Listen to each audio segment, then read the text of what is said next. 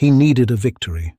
The pressure was real, the outcome uncertain, so he made a promise, a serious one.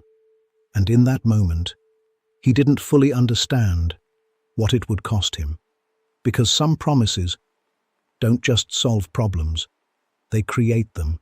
Jephthah was a Gileadite, born into a region of borders and blood in the 12th century BC. But his beginning was marked by a clouded pedigree.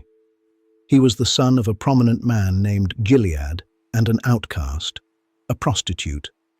This rejection by his own kin would shape his entire destiny. When his brothers grew, they rejected him to protect their inheritance. "You shall have no part here," they said. They pushed him out into the wilderness, ostracized from his own family and home. He was a fugitive in his own land, a man without a country.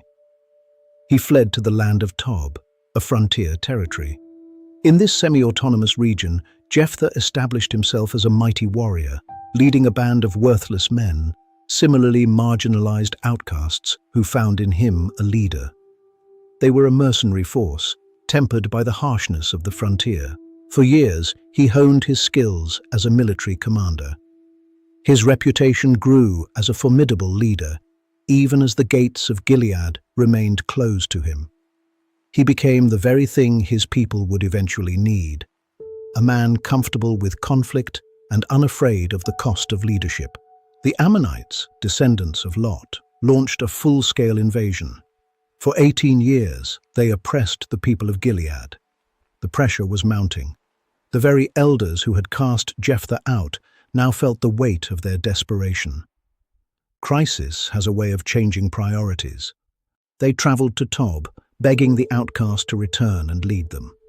Jephthah, ever the negotiator, refused to be a temporary soldier. He leveraged their desperation, demanding a permanent leadership position. He wouldn't just fight. He would lead as head over all Gilead. Jephthah demanded the title of head. The elders agreed, ratifying the decision at Mizpah before the Lord. But Jephthah was more than a soldier. He was a master of ancient Near Eastern diplomacy, reaching for his words before reaching for his sword. He sent messengers to the Ammonite king, inquiring about the casus belli, the reason for war.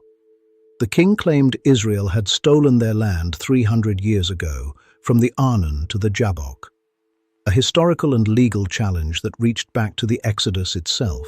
Jephthah's rebuttal was masterly. He argued that Israel had taken the land not from Ammon, but from the Amorites in a defensive war.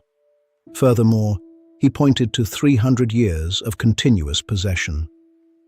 "Why did you not reclaim it during those 3 centuries?" he asked. Prescription was his legal shield. He challenged their god, Chemosh. "Possess what your God gives you," he said, "and we will possess what our God has given us." It was a God-to-God argument, but the Ammonite king rejected the truth. Diplomacy failed. War was now the only language left to speak.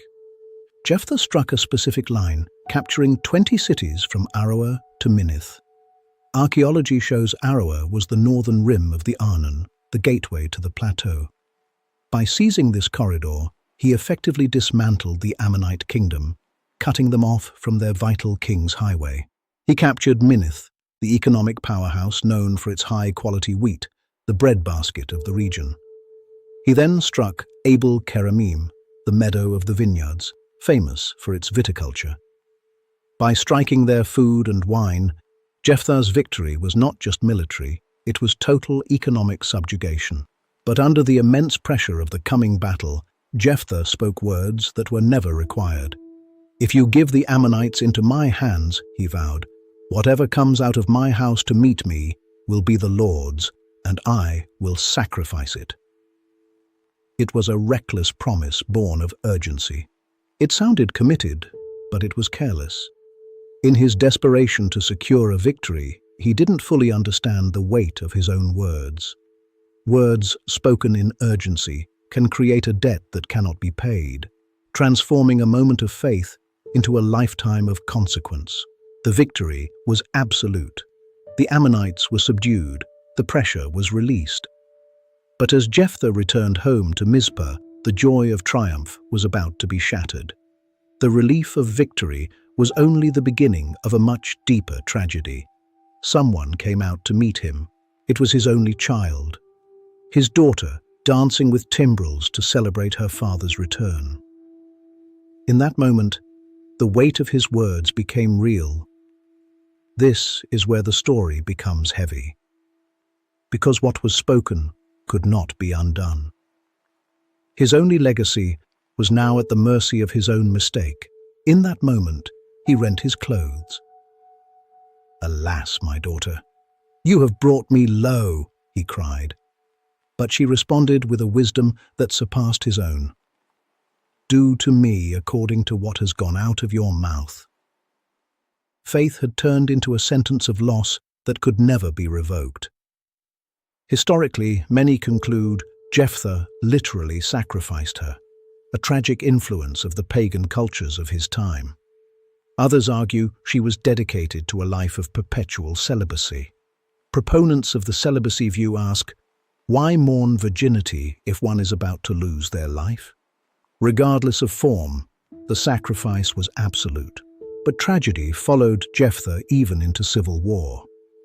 The tribe of Ephraim, proud and dominant, confronted him. They had a history of bullying other tribes for military glory, and now they claimed Jephthah had won without them. They threatened to burn his house down with him inside. Pride was meeting pride. Civil war erupted. At the fords of the Jordan, the Gileadites implemented a linguistic test. To identify fleeing Ephraimites, they forced them to say Shibboleth.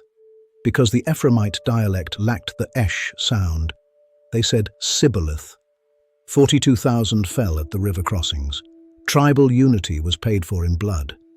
The Midrash records a standoff of hubris between Jephthah and the high priest Phinehas. Jephthah felt the priest should come to him to annul the vow. Phinehas felt the general should come to him. Because neither would bend, the innocent daughter paid the price. Hubris left a legacy of silence and loss. Jephthah was punished with a withering disease. Midrash teaches his limbs sloughed away while he was alive, and he was literally buried in the cities of Gilead, as each limb was interred where it fell. Measure for measure. As he scattered his family, his own body was scattered across the land. This story is a study in pressure. What do we say when we feel it? How do we secure our outcomes? Words spoken in urgency can create consequences that last far longer than the victory they sought to secure. Not every promise is wisdom. Impulsiveness can be a heavier burden than defeat. So the question remains, what promises are you making under pressure?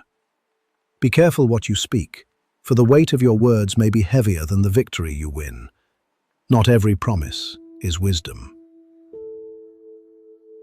Thank you for watching. Subscribe for more deep truths.